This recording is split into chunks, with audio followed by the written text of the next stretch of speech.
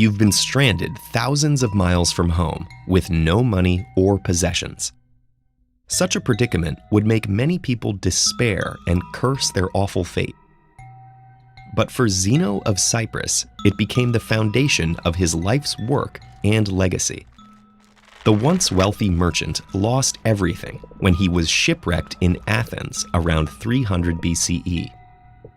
With not much else to do, he wandered into a bookshop, became intrigued by reading about Socrates, and proceeded to seek out and study with the city's noted philosophers. As Zeno began educating his own students, he originated the philosophy known as Stoicism, whose teachings of virtue, tolerance, and self-control have inspired generations of thinkers and leaders. The name Stoicism comes from the Stoa Poikile, the decorated public colonnade where Zeno and his disciples gathered for discussion.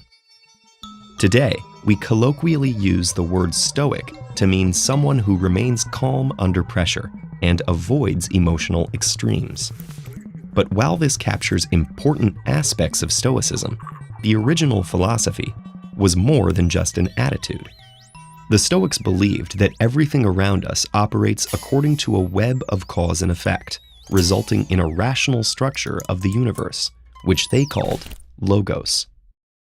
And while we may not always have control over the events affecting us, we can have control over how we approach things.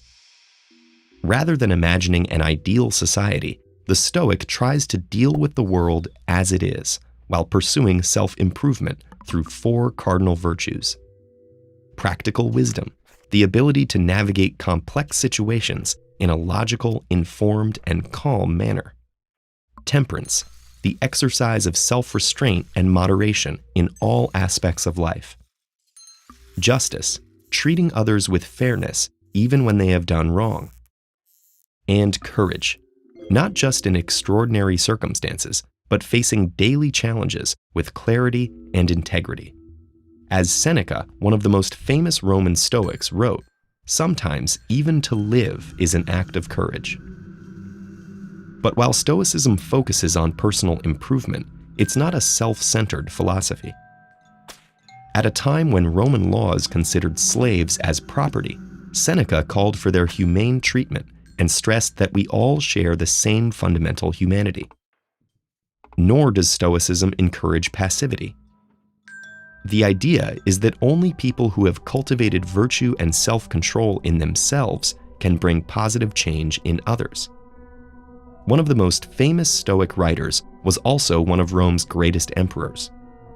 Over the course of his 19-year reign, Stoicism gave Marcus Aurelius the resolve to lead the empire through 2 major wars while dealing with the loss of many of his children.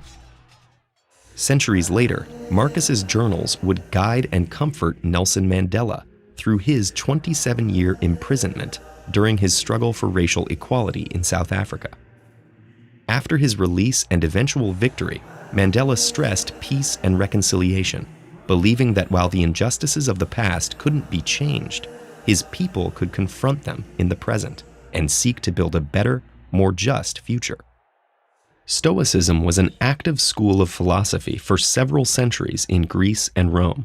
As a formal institution, it faded away, but its influence has continued to this day. Christian theologians such as Thomas Aquinas have admired and adopted its focus on the virtues, and there are parallels between Stoic ataraxia, or tranquility of mind, and the Buddhist concept of nirvana. One particularly influential Stoic was the philosopher Epictetus, who wrote that suffering stems not from the events in our lives, but from our judgments about them. This has resonated strongly with modern psychology and the self-help movement.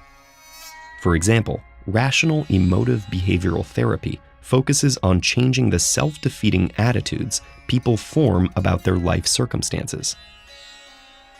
There's also Viktor Frankl's logotherapy. Informed by Frankl's own time as a concentration camp prisoner, logotherapy is based on the Stoic principle that we can harness our willpower to fill our lives with meaning, even in the bleakest situations.